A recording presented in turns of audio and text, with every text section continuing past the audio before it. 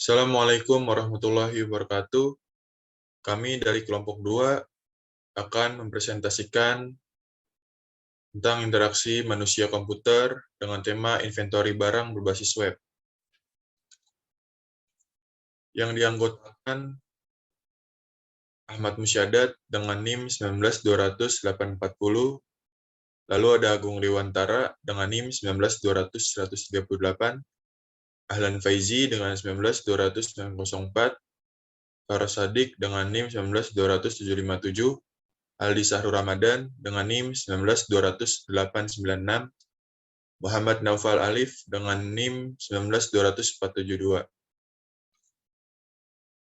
Latar belakang ide perangkat lunak. Inventory pada suatu perusahaan berhubungan erat dengan kegiatan mengumpulkan data tentang aktivitas dan transaksi keluar masuknya barang suatu perusahaan. Karena inventory begitu penting bagi perusahaan, maka keberadaan suatu sistem inventory yang berbasis teknologi informasi IT sangat dibutuhkan untuk mempermudah pencatatan dan pengolahan transaksi dibandingkan dengan cara manual. Konsep dasar inventory atau persediaan setiap perusahaan, apakah perusahaan itu perusahaan perdagangan ataupun perusahaan pabrik, serta perusahaan jasa selalu mengadakan persediaan. Tanpa adanya persediaan, para pengusaha akan dihadapkan pada risiko bahwa perusahaannya pada suatu waktu tidak dapat memenuhi keinginan pelanggan yang memerlukan atau minta barang atau jasa. Persediaan diadakan apabila keuntungan yang diharapkan dari persediaan tersebut hendaknya lebih besar daripada biaya-biaya yang ditimbulkannya. Dengan merancang sistem ke arah yang lebih baik diharapkan dapat membantu dan memudahkan proses sistem yang sedang berjalan sehingga memudahkan dalam pengolahan data. Akhirnya menghasilkan data yang akurat yang dapat digunakan untuk keperluan perusahaan. Untuk itu dibutuhkan suatu sistem informasi untuk mengatasi masalah ini, sistem informasi yang dapat menginformasikan data yang ada dengan benar dan akurat. Analisa masalah dan solusi. Analisa permasalahan pada jasa inventory barang berbasis web akan diuraikan menggunakan metode GIS yang mengklarifikasikan permasalahan pada performance, information, economics control, efisiensi, dan service. Berikut ini hasil analisa permasalahan menggunakan metode GIS berdasarkan hasil observasi pada sistem berjalan. Yang pertama ada analisa kinerja, performance, lalu analisa informasi, information, analisa ekonomi, economic, analisa pengendalian, kontrol, analisa efisiensi, efisiensi, analisa layanan atau service. Tujuan pembuatan inventory barang berbasis website. Yang pertama, membuat sistem inventory barang berbasis website. Yang kedua, membuat prototype dari sistem inventory barang berbasis website. Yang ketiga, menghasilkan proyek yang dapat bermanfaat bagi supplier ataupun admin. Lalu, manfaat dari pembuatan jasa IT Man berbasis website. Pertama, manfaat untuk penulis. Untuk pembuatan website inventory barang yang dapat memudahkan supplier dan admin. Sebagai salah satu tugas UAS dalam mata kuliah interaksi manusia komputer. Lalu ada manfaat untuk objek penelitian. Sebagai evaluasi terhadap sistem yang sedang berjalan, menghasilkan informasi yang akurat dan cepat untuk memudahkan proses penjualan barang. Selanjutnya akan dilanjutkan pada Saudara Ahlan. Baik, lanjut yuk.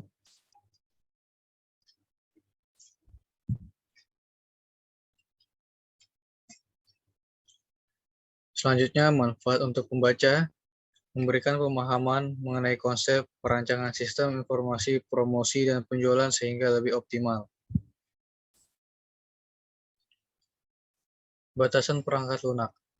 Pada tampilan antarmuka, front-end menampilkan login admin, dashboard admin, laporan permintaan barang admin, laporan data pengguna admin, laporan data barang admin, laporan data barang masuk admin, laporan data barang keluar admin, tampilan user, tampilan barang bersedia, tampilan barangan tidak bersedia, barang permintaan supplier user, tampilan transaksi. Sedangkan pada antarmuka backend, menampilkan pengelolaan data admin, data user, data supplier, data barang, data transaksi, dan laporan. Terdapat hak akses untuk mengelola data membuka website ini. Admin. Di sini admin dapat melakukan pengelolaan data supplier, jumlah barang, membuat surat pemesanan, dan membuat laporan. User. Di sini user dapat mengecek persediaan barang, permintaan barang, dan barang keluar. Konsep dasar sistem. Sistem sangat berperan penting bagi manajemen pada semua tingkatan, terutama sistem informasi. Sistem informasi digunakan untuk mendukung pengambilan keputusan. Sebuah sistem terdiri atas bagian-bagian atau komponen yang terpadu untuk suatu tujuan, yaitu adanya masukan. Pengolahan data dan keluaran. Saat ini, sistem dapat dikembangkan hingga menyertakan media penyimpanan.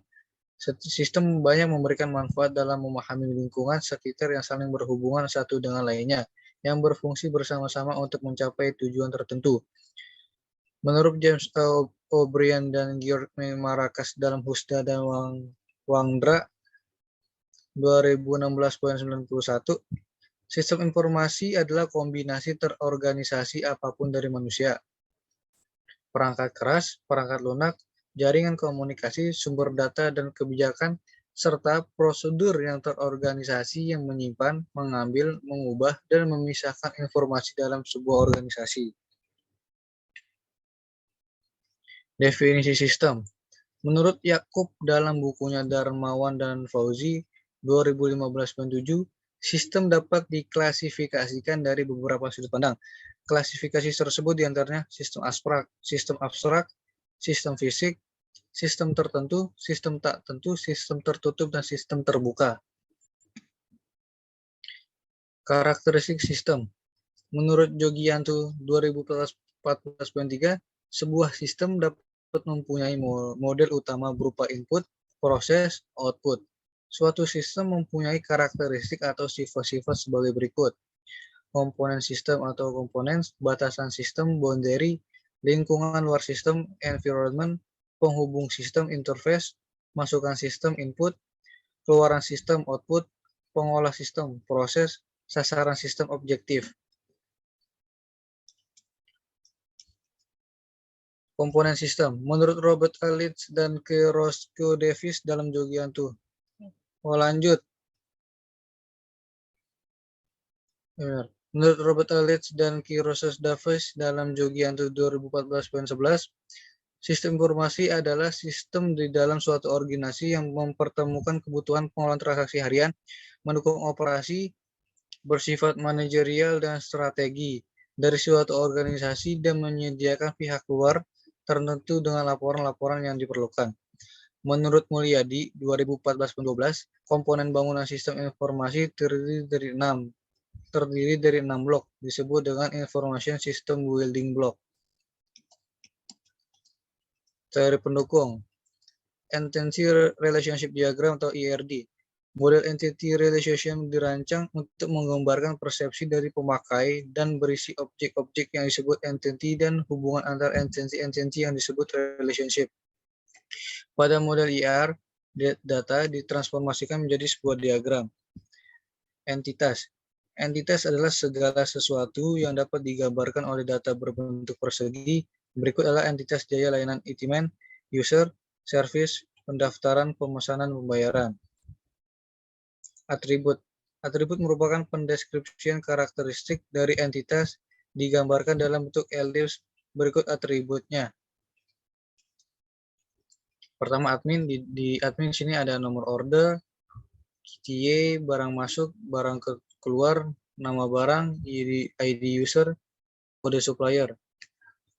Lalu ada user, di sini ada di user ada ID user, nama user, nomor order.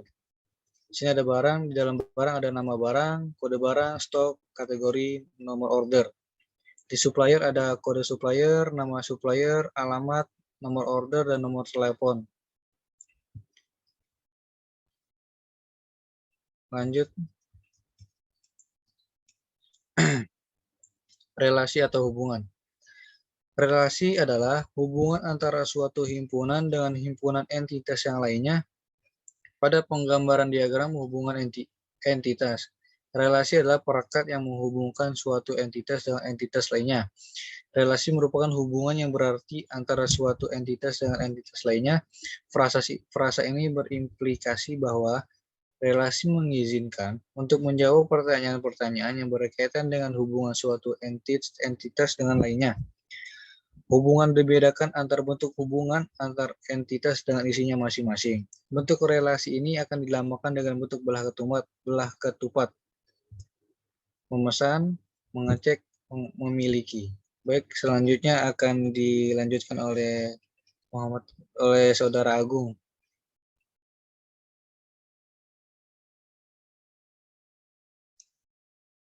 Baik, di sini ada IRD atau yang disebut dengan Entity Relationship Diagram.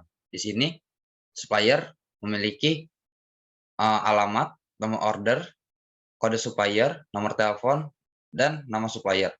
Lalu menurun, menginput barang. Di sini di barang ada kode barang, stok, kategori, nomor order, dan nama barang. Kemudian barang bisa langsung mengecek ke user. Di sini user ada nomor order, nama user, dan ID user. Lalu dari barang turun ke memiliki. Di sini di memiliki ini ada admin. Admin ini ada ID user, nomor order, kode supplier, quality barang, barang masuk, barang keluar, dan nama barang. Lanjut.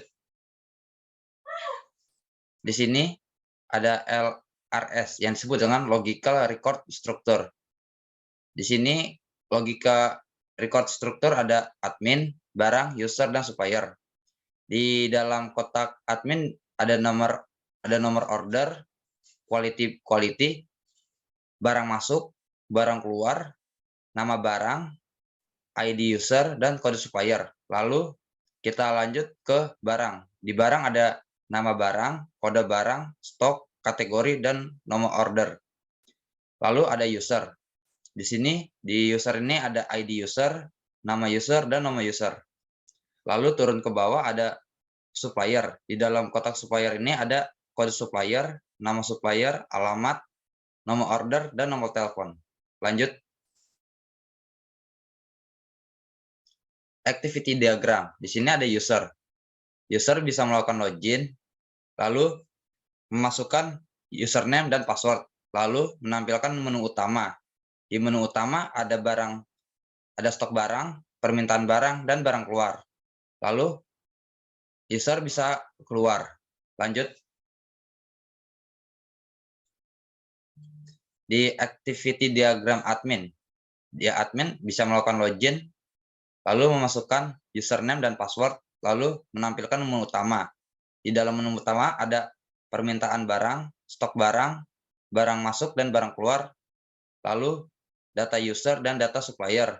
Lalu admin bisa keluar. Lanjut. Di sini ada use case diagram. Yang pertama use case. Di sini ada lambang 3 orang.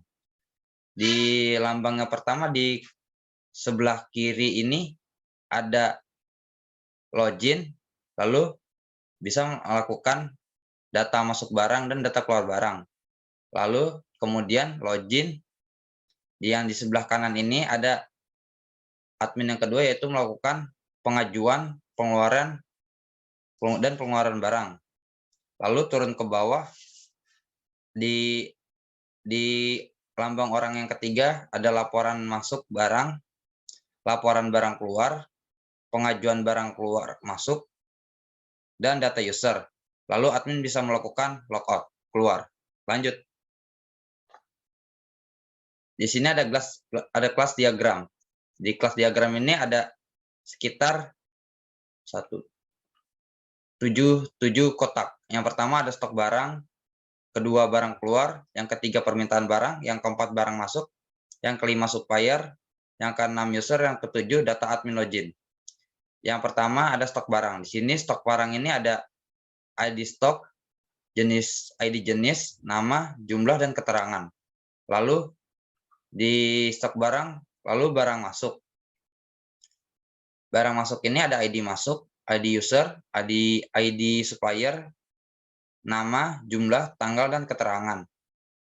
Lalu ke atas ada barang keluar. Di sini ada ID keluar, ID user, nama, jumlah, dan keterangan. Lalu kita pindah ke permintaan barang. Di sini ada ID permintaan, ID user, ID jenis, nama, jumlah, tanggal, dan keterangan. Turun ke bawah ada supplier. Di sini supplier di dalamnya ada ID supplier, nama, nomor HP, dan alamat. Kita lanjut ke user. Di sini user bisa memasukkan ID user, username, dan password. Lalu data admin login, di sini ada ID admin, username, dan password. Lanjut.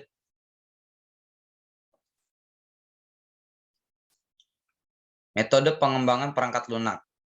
Di sini yang pertama mendefinisikan objektif secara keseluruhan dan mengidentifikasi kebutuhan yang sudah diketahui.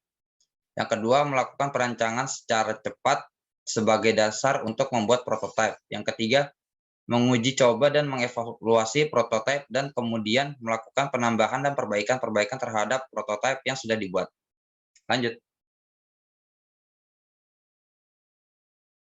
Di sini ada tahapan pengembangan perangkat lunak. Yang pertama, kebutuhan pengguna. Perancangan sistem informasi inventory barang berbasis web, di mana user dapat memesan secara online. Calon supplier dapat melakukan pemesanan melalui web browser dan dimanapun berada. Lanjut. Halaman admin. Seseorang dapat login ke dalam sistem inventory, dan admin dapat mengelola data supplier. Lalu, admin dapat juga mengelola jumlah barang. Kemudian, admin dapat membuat surat pemesanan, dan admin dapat membuat laporan. Halaman user. Di sini, user dapat melakukan registrasi, login, mengecek persediaan barang, dapat melihat dan memilih barang, dan meminjam barang. Di sini yang ketiga ada halaman supplier. Halaman supplier dapat memesan barang. Lanjut.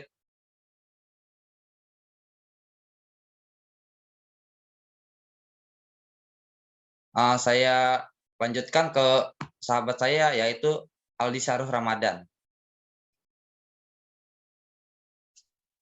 Ya, terima kasih Saudara Agung. Di slide berikutnya ada kebutuhan sistem. Kebutuhan sistem merupakan analisis yang dibutuhkan untuk menentukan spesifikasi kebutuhan sistem. Spesifikasi ini juga meliputi elemen atau komponen-komponen apa saja yang dibutuhkan untuk sistem yang akan dibangun sampai dengan sistem tersebut diimplementasikan.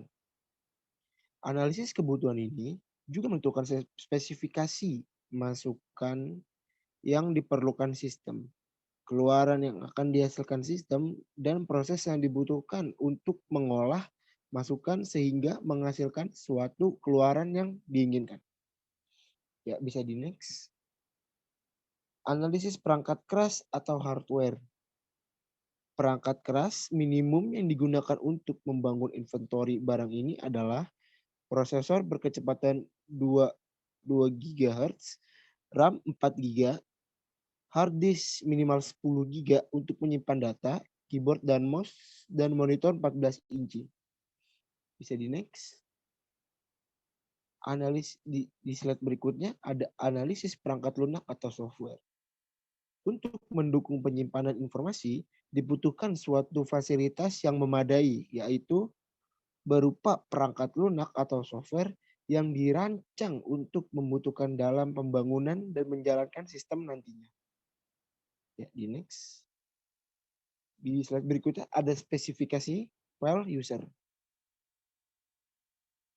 Di satu spesifikasi file user ada nama file, yaitu user, akronimnya juga user, fungsinya adalah data user, tipe filenya, file master original file, indexed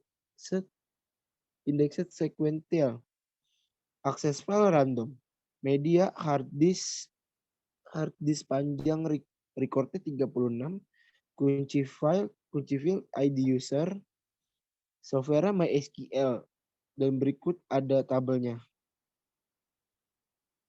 Ya, bisa di next.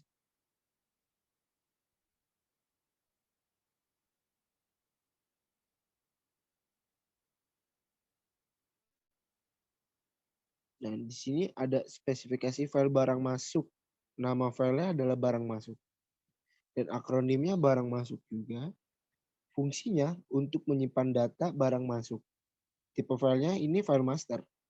Organisasi filenya indexed sequential, sama seperti yang tadi. Akses filenya random juga.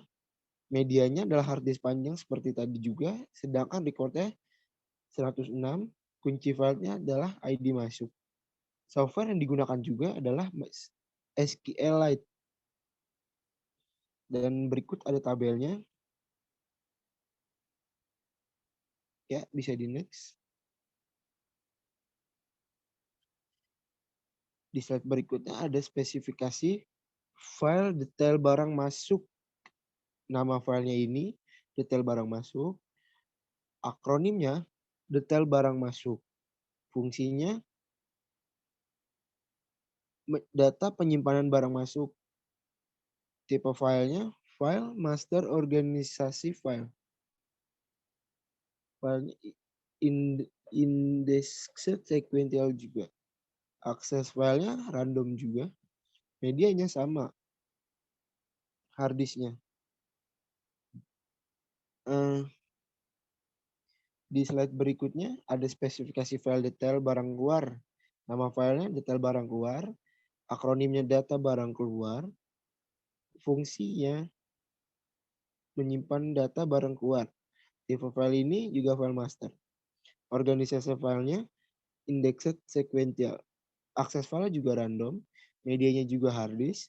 Panjang recordnya ada 12 record. Kunci filenya tidak ada dan software juga menggunakan MySQL. Berikut tabelnya. Saya akan melanjutkan pembahasan dari Alisar Ramadan. Spesifikasi file stok barang. Nama filenya stok barang, akronimnya stok barang, fungsinya itu data penyimpanan stok barang gudang, tipe filenya itu file master organisasi file, indeks sekuensial, akses filenya random, medianya pakai hard disk panjang record, fieldnya ID underscore stock, softwarenya MySQL. Ini spesifikasi file stok barang, ada nama field, tipe, panjang, keterangan. Isinya ID stok, varchar, panjangnya 6, keterangannya primary key. Nama fieldnya ID jenis, tipenya varchar, panjangnya 6, keterangannya foreign key. Nama field nama, tipe varchar, panjang 20.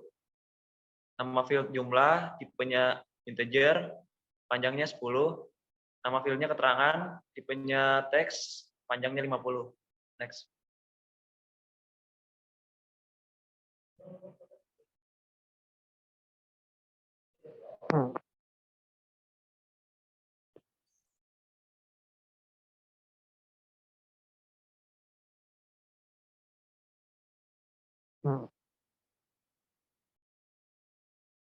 Spesifikasi file supplier. Nama filenya supplier, akronimnya supplier, fungsinya data penyimpanan supplier, tipe filenya file master organisasi.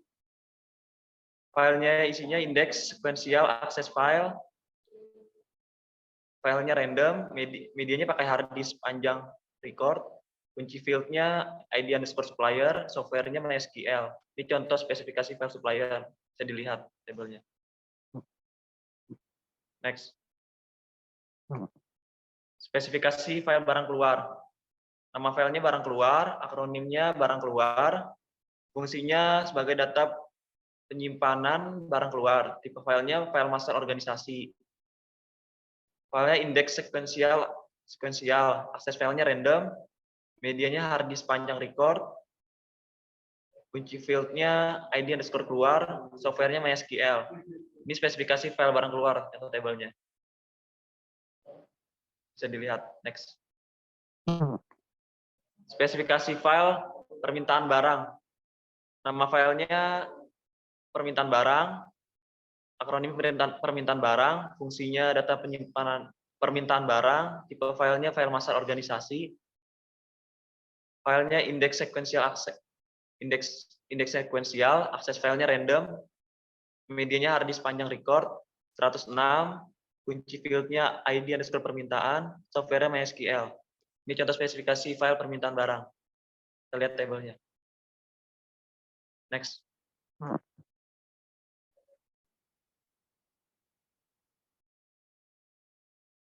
Ini contoh tampilan halaman login. Bisa kita lihat mock-up-nya. Ada login inventory. Next. Ini contoh dashboard admin.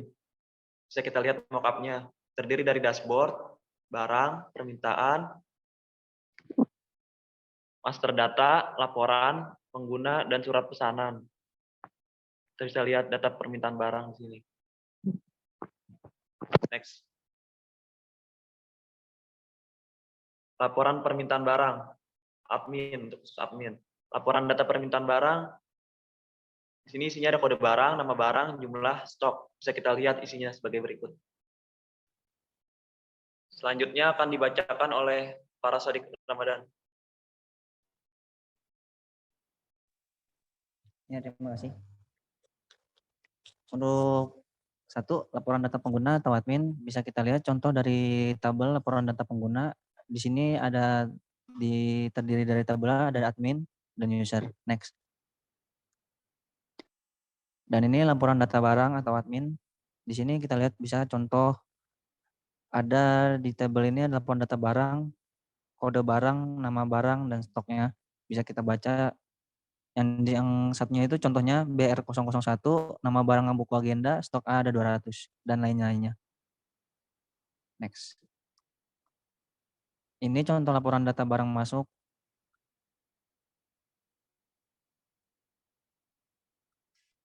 Ini contoh laporan data barang keluar atau admin. Di sini kita bisa lihat ada kode barangnya ada 2. Salah satunya BR001, nama barang buku agenda, jumlahnya 15. Yang kedua BR002, nama barang pena, jumlahnya 25. Next. Di sini bisa kita lihat contoh tampilan mockup user, tampilan user. Ada terdiri dashboard, barang tersedia, barang close, plan permintaan. Bisa kita lihat di sini ada contoh tabel data permintaan barang. Next. Ini contoh mockup barang bersedia user. Ada kode barang, nama barang, jumlah barang, keterangan, status, action. Salah satunya contohnya BR006, nama barangnya jarum suntik, jumlahnya 12, statusnya tersedia. Next. Di sini contoh barang tidak tersedia. Dari tabel tersebut ada contohnya kode barangnya BR001, nama barangnya buku agenda, jumlahnya ada 15, statusnya tertolak karena barangnya itu tidak tersedia. Next. Barang permintaan supplier. Di sini bisa kita lihat contohnya, contoh mockup barang permintaan supplier. Ada yang tersedia dan ada yang belum bersedia. Next. Nah, ini contoh mockup tampilan transaksi. Di sini ada contoh nomor transaksinya JL5, tanggal transaksinya tanggal 12 bulan 12 2021, supplier itu atas nama Syadat. Next. Kesimpulan. Penelitian ini menghasilkan sebuah prototipe sistem informasi inventory yang menyediakan layanan-layanan transaksi barang berupa permintaan barang, penerimaan barang, pengeluaran barang, pencarian data laporan atau data jumlah barang dan bersifat mobile, sehingga menghasilkan sistem informasi inventory barang. Next. Saran, penelitian ini masih dalam bentuk prototipe. Maka untuk penelitian selanjutnya dapat dibuatkan sebuah sistem yang bisa digunakan. Dalam pembuatan prototipe ini belum memperhatikan masalah keamanan data, maka untuk penelitian selanjutnya dapat dibuat sistem keamanannya. Perlunya pengenalan rancangan sistem informasi inventory yang baru kepada seluruh karyawan gudang logistik sebagai user system nantinya guna agar bisa mengoperasikannya secara optimal.